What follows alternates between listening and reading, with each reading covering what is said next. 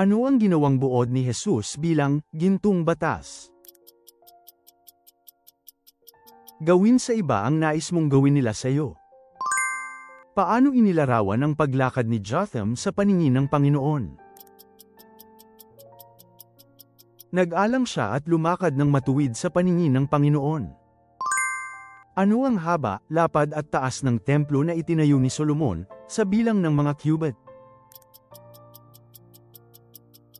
Haba 60 cubit, lapad 20 cubit, taas 30 cubit.